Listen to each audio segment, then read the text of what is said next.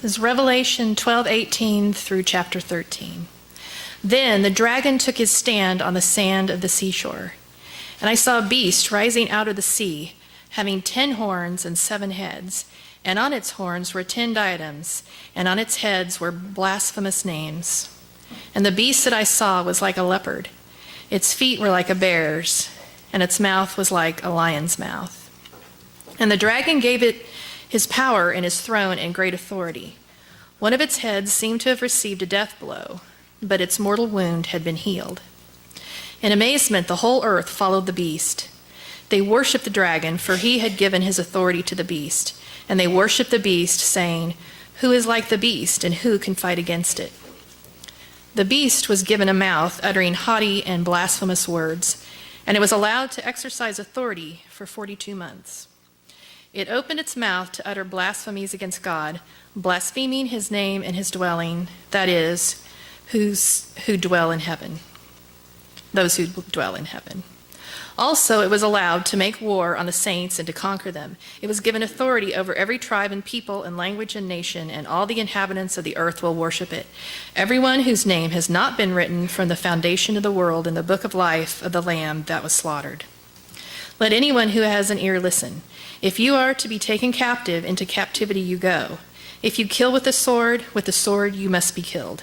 Here is a call for the endurance and faith of the saints. Then I saw another beast that rose out of the earth. It had 2 horns like a lamb, and it spoke like a dragon. It exercises all the authority of the first beast on its behalf, and it makes the earth and its inhabitants worship the first beast, whose mortal wound had been healed. It performs great signs, even making fire come down from heaven to earth in the sight of all. And by the signs that it is allowed to perform on behalf of the beast, it deceives the inhabitants of earth, telling them to make an image for the beast that had been wounded by the sword and yet lived. And it was allowed to give breath to the image of the beast, so that the image of the beast could even speak and cause those who would not worship the image of the beast to be killed. Also it causes all, both small and great, both rich and poor, both free and slave, to be marked on the right hand or the forehead, so that no one can buy or sell who does not have the mark, that is, the name of the beast or the number of its name.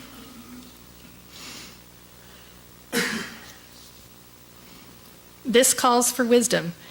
Let anyone with understanding calculate the number of the beast, for it is the number of a person. Its number is 666. Get started. I want to make sure we got everything. Can we switch up to my computer? That's up there. First of all, I want to compliment Jenny on the children's story that she just gave. You need to understand what she just did. She competently gave a children's story on the entire book of Revelation. That is divine intervention right there, if I've ever seen it. I almost told her to just forget it and do something generic this week. Yeah, so Revelation. We're continuing a series today called Big Questions, and it's based on opening up questions to this congregation to say, you know, what are things that you want to ask, what are questions that you've always had. And the one today made my head hurt a little bit, and I want to read you the exact question that spawned this so you can understand all that I had to go off of. The question is, and I quote, "What in the world is the book of Revelation all about?" That's it. That's your fault, Faye. The second half made me laugh out loud, which was, I often thought that the author was, quote, tripping on some ancient drug. Well, for starters, I can promise you that the author was not, in fact, tripping on an ancient drug, as far as I know, at least. Needless to say, this morning I'm in a bit of a difficult situation because I'm going to attempt to explain one of the single most confusing books in the Bible in 30 minutes or less. So, yeah, it's going to be an interesting morning, shall we say. Without further ado, however, let's jump into it and let's learn what in the world the book of Revelation is all about. For starters, it helps to get our bearings with a couple of things about this particular book. The book of Revelation is actually a letter, and it was written by a guy named John. John had a vision from heaven, and what that vision included is what is included in the book of Revelation, which is why the full title of it is actually The Revelation of John. And like I said, this is really a letter, and it was written to 7 specific churches which were located in Asia Minor, which is what we now call the country of Turkey. It was written probably in the year 95-ish AD, 95 AD, somewhere between 90 and 100 for sure, which is kind of a significant thing in and of itself, because there were several things that had happened within the previous 25 or 30 years in the Jewish and Christian world that were significant events. Significant events for a variety of reasons, and we'll get into some of that here in a little bit, however. It is also worth knowing that the Revelation of John is written in a particular style of writing called apocalyptic literature. Apocalyptic literature essentially functioned like a great big political cartoon. This is a fairly famous one from the Revolution of the United States. And again, it's a snake that is representing all of the different 13 colonies or so. And again, you can tell pretty quickly this is not about a snake. It's about a particular political reality. In the same way, apocalyptic literature really was meant to refer to specific social and political situations. There's all of this imagery that's pretty fantastical and very colorful, but it really is meant to be a metaphor and allegory to specific cultural and political situations. Now, where things get interesting is the interpretation of all of that imagery. For us, today, it's the imagery that we find in the book of Revelation that makes things feel pretty confusing. And, interestingly, it is that imagery that has spawned multi-million-dollar industries of people trying to apply that imagery to our current political and social landscapes as well. Which is something that brings me to a very, very important point this morning. There is one single question that we must ask when we are attempting to interpret the book of Revelation, and it is a huge deal. We have to ask the question, what did the Revelation of John mean to the people who first heard it? This letter is written to very specific people in a very specific time and place. It's written to the 7 churches in Asia Minor, which is not us. It's not us in the year 2015. We know who it was written to, and the question that we need to figure out is what it meant to them first. How would they have interpreted all of the imagery in the book of Revelation? And only after that can then we begin to figure out, well, what sort of lessons are there for us today? And the thing is, asking this question is a big, big deal. Because this is the one thing that all of the Hal Lindsey and Tim LaHaye's and John Hagee's and all of the end times people today, this is the one thing that they don't do. They don't really ever ask the question, what did it mean to the people who first heard it? They just jump directly from the book of Revelation to our current situation and to try and apply everything to right now rather than going through the original context. This is a fairly big deal. So today, our question really, that we're going to look at the whole book of Revelation, our question that is shaping all of this is really, how would the people in the 7 churches in Asia Minor have interpreted this letter from John when they first got it? Now, to understand the interpretation of this letter, it helps to know a couple of things. First of all, it helps to know that John is writing from a particular location. He's writing from the island of Patmos, which is that black dot right there in the middle. The island of Patmos is in a string of islands that the Roman government used to exile political dissidents. Now, it's a little unclear as to whether they actually used Patmos for this purpose, but at the very least, it's safe to say that John says in the beginning of the book that he is on this island because he is being persecuted for the sake of Jesus and the kingdom of God. Which means we can pretty easily infer that John is on Patmos because he has either been exiled there or he is running away from the Roman government. I mean, that little piece of information in and of itself gives us a very good clue as to what is going on here and why he is writing this letter. In addition to that, it's also worth knowing that there are 7 churches that are named in the book of Revelation.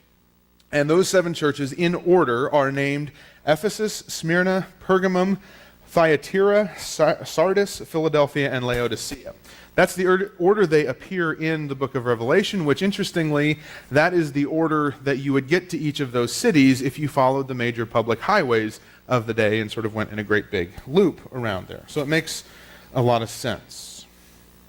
Another thing to get our bearings is that it's worth noting that, that this was written in the year 95 AD. And at that point in time, the Jews and the Christians hadn't really split away from each other. Christianity was still essentially a Jewish sect, which means that John is a Jewish Christian writing to other Jewish Christians. It's also worth knowing that this letter comes about 25 or 30 years after some major persecution of Christians by the Emperor Nero in the late 60s, as well as the destruction of the temple in Jerusalem by the Roman Empire. These were huge, traumatic events for particularly Jewish Christians, but also Jews in general as well. Now, in terms of understanding the theme of Revelation, one of the things that we see pretty quickly is that Revelation has a lot to do with worship. Now, worship is an interesting thing because worship is a political act. We might not always think of it that way, but it definitely still is a political act today, but it was even more so in John's day. Within about 100 years or so before John wrote this letter, the people in the Roman Empire had started to worship the emperor as a divine being. Now, there had always been this fusion of worship of different gods within the military and the economic system and the political system. But now the emperor himself had become a living god. And what's really interesting is when you look at how that spread throughout the Roman Empire, the place that emperor worship started was in Asia Minor. Which means that these 7 churches that John is writing to, they are in the birthplace of emperor worship.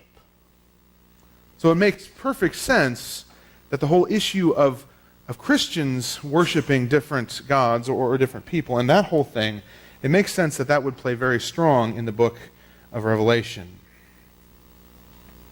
Now, the other thing to know about worship in the Roman Empire is that Rome didn't particularly care what other gods you worshipped. You could worship whoever you wanted, but the one thing that Rome demanded was that you also worship their gods, including the emperor.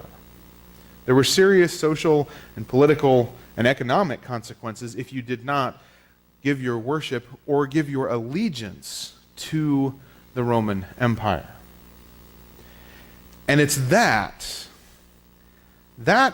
is what is a huge problem for Jews and for Christians. This is where things become a very, very big deal. Worship was and is a political thing because worship is fundamentally about allegiance.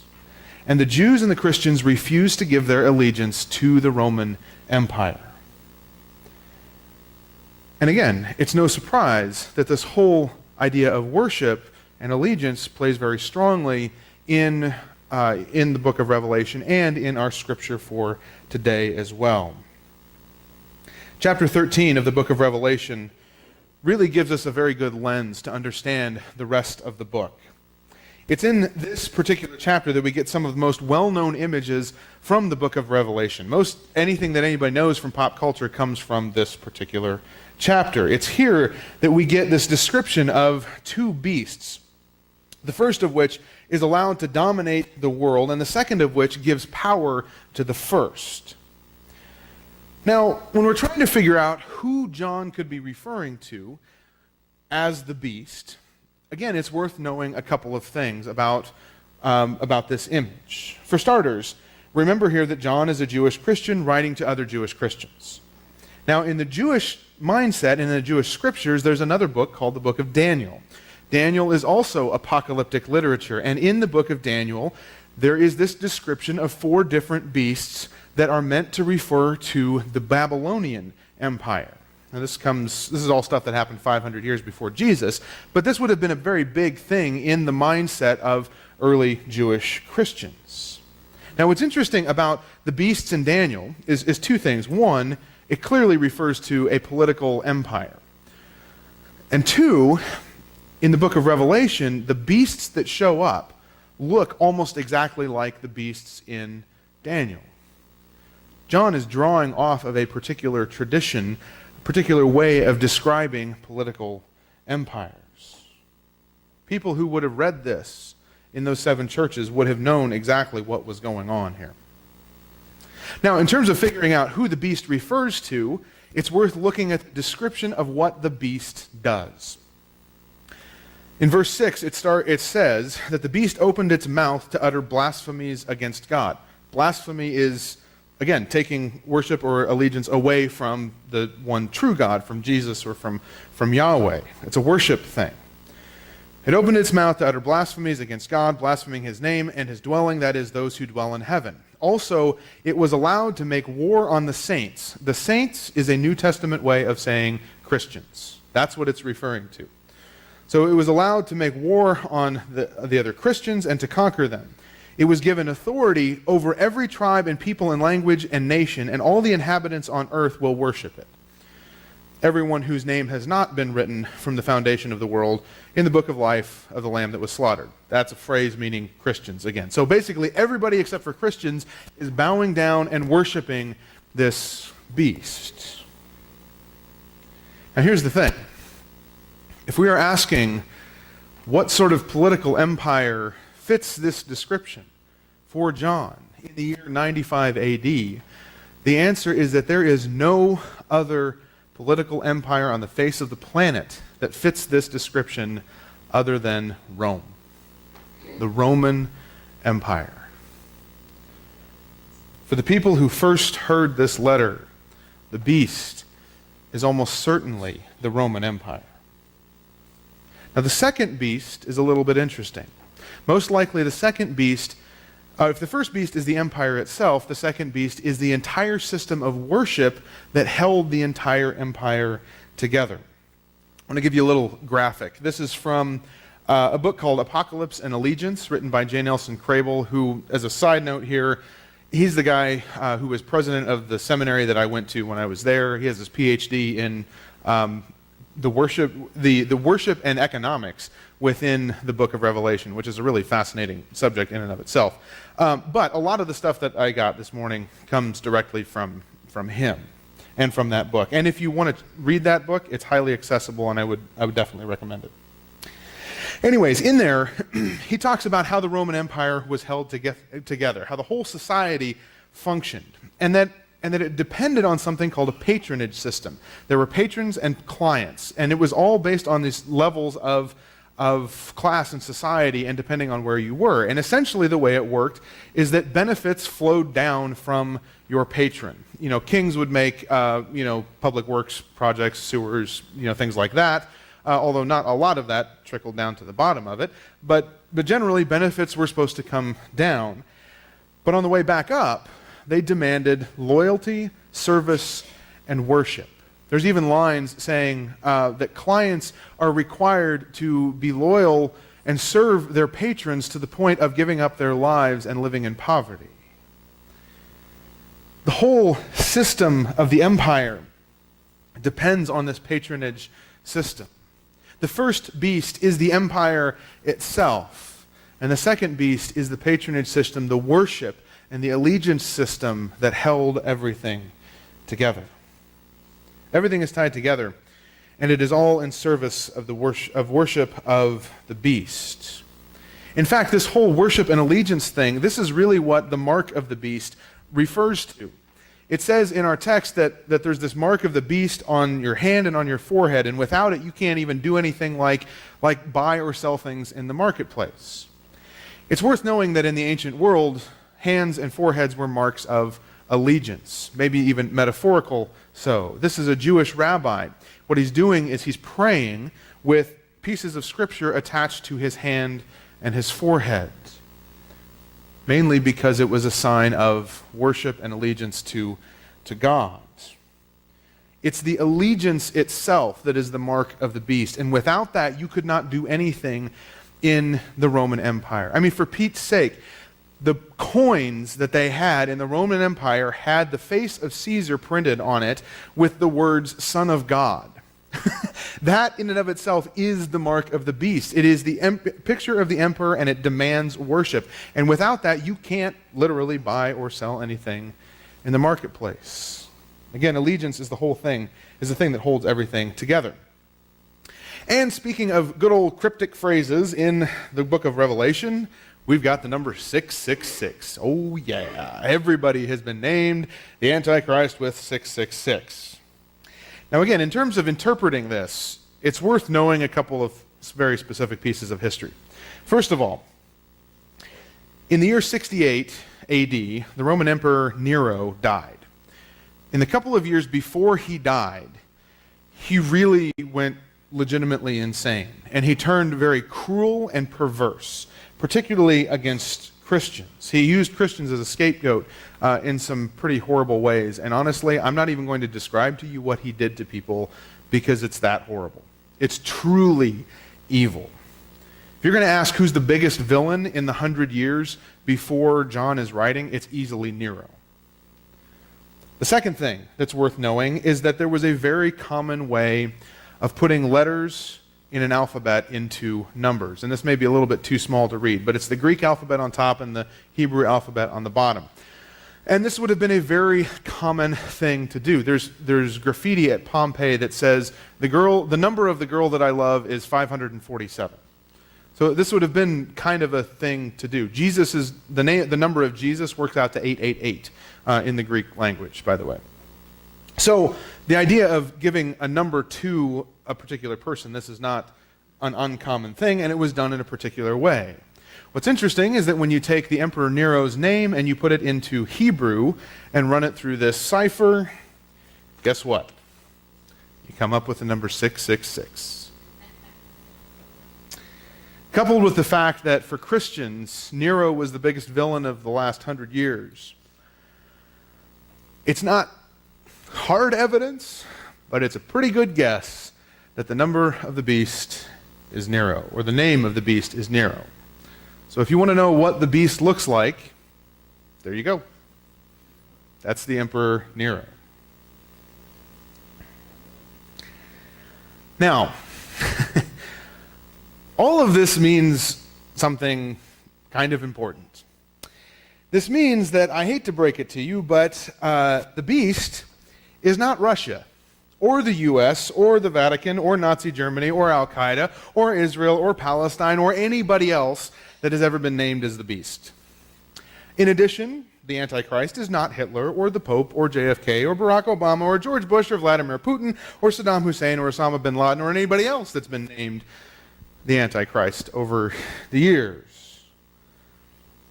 It's not a fantastic mystery. It's really only a mystery to us because we don't live in first century Rome. The beast, for the churches, in the 7 churches in Asia Minor, the beast would have almost certainly been seen as Rome. And Nero would have been the head of that, or one of the heads of the beast. Now, that being said, we would do very well to pay close attention to how John describes and critiques the beast, critiques the empire. Because the reality is that empires can and do exhibit the same characteristics of the beast in Revelation. And as Christians, we need to be on guard against those things. When John describes the beast and the Roman Empire, he's describing this force and power that is much bigger than any of the individuals that make it up. When John is critical of the beast, he's critical about the worship of the empire filtered through its gods, but it's ultimately a worship of the empire itself. He's critical of the idea of having a false peace that is held in place by force and violence, particularly by the force and violence of the Roman military. It was called the Pax Romana, or the peace of Rome. He's critical of the economic power that siphons off the wealth from those who are already poor, and even uses the economy as a weapon against the poor. He's critical of the occupying and controlling of the entire world for the benefit of Rome. He's highly critical of the greed and the excess that was so rampant in Roman society. He's critical of a system that was built on the backs of many to benefit a wealthy and powerful few at the top. He's even critical of the people, even other Christians, who simply go along with the whole thing and allow the system to keep on going. And here's the thing. As I reflected on that and what this means for our world today, I came away feeling that, at first glance, John's vision and letter to the churches seems very confusing. But once you get your bearings in that world, all of a sudden it becomes an amazingly sharp critique of an entire empire and how it functions in systemically evil kinds of ways. It's an empire that's held together by nationalistic worship and that is fundamentally incompatible with worshiping Jesus Christ. At least it is for John. And the thing is, as I read through this stuff again, I came away with the feeling that pretty clearly, no, I would say that the U.S. is not the beast that's described in Revelation. But at times, we sure act like it. I mean, there have been many, many empires over the years that have all fit this. But in our current world, the U.S. is arguably one of the most powerful empires that has ever existed. And it isn't too hard to see the same kinds of things that John talks about showing up in the American empire as they do in the Roman Empire. For example, we have President Eisenhower in his last speech, who coined the term military-industrial complex. Actually, he wanted to use the term military-industrial congressional complex, but his speechwriters made him take it out, because that would implicate all of us. More importantly, what he was describing in that speech was that the military and the economy and the political structure had become fused together in a very dangerous way. And honestly, it's a way that would have seemed very eerily similar to Rome. In the U.S., we pretty clearly used our military might to assert our will and create a global peace throughout the world through the use of force. And just like Rome, it's a peace that really only exists because people do what we want. That kind of violent peace is also very closely tied to the global economic system that essentially siphons money away from the poor and towards the wealthy, just like in Rome. Speaking of wealth, the Romans were incredibly greedy and incredibly wasteful, and John is highly critical of that. But the greed and wastefulness that Americans show on a daily basis would probably put Rome to shame. Even things how we stratify our culture by class and race and pit people against each other has its parallel in the Roman Empire. Perhaps most disturbingly to me, the whole thing feels like it's propped up by religion. Sometimes it is an explicit mingling of Christianity and the nation.